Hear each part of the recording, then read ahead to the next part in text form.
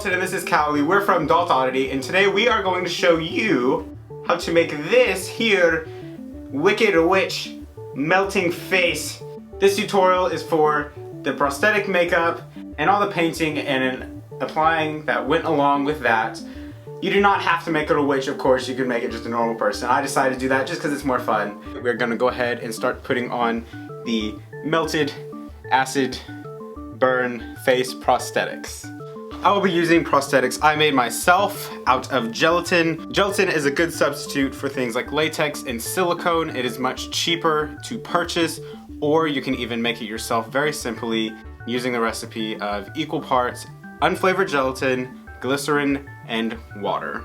I created these gelatin prosthetics using some flat molds that I've made previously, but if you do not have access to any molds like these or the ability to make them on your own, you can always pour a little bit of gelatin out onto some wax paper like this and spread out each side so it is like feather thin into the wax paper, and then once it has set up a little bit, go ahead and make a bunch of marks and drag the gelatin around until it looks like some burning, melting flesh, and then powder it up real good and peel it off of the wax paper, and now you should have a fairly cheap gelatin prosthetic. I'm going to start by putting this right here on your cheekbone.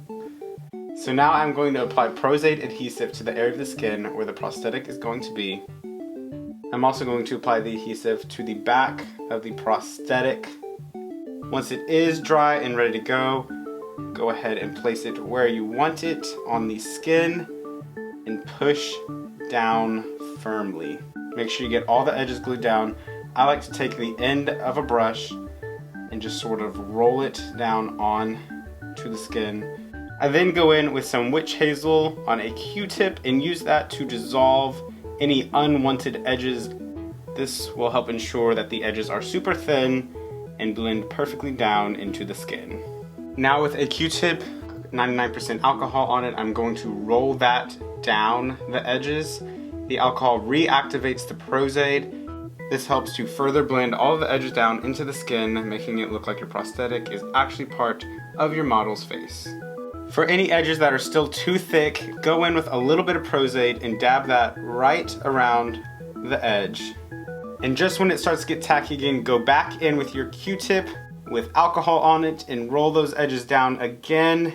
Okay guys, so as you can see, I have finished applying the 3 prosthetics I decided to use on the face. I'm going to powder the skin so it loses the shine. Okay, now the prosthetics are applied and powdered and they are good and ready to go, so now it is time to paint them. You can follow along just like me and make your own Wicked Witch, or you can use the same techniques I use and go for a completely realistic look. Today I want to show you that you don't have to use an airbrush and all that fancy stuff that most people do with alcohol activated paints. I'm going to show you how to do it with just a brush and your Encore palette. I won't go into too much detail about this part as the special effects portion of the tutorial is the main focus, but essentially what I did was build up many translucent layers of different greens and yellows to create a realistic green skin effect.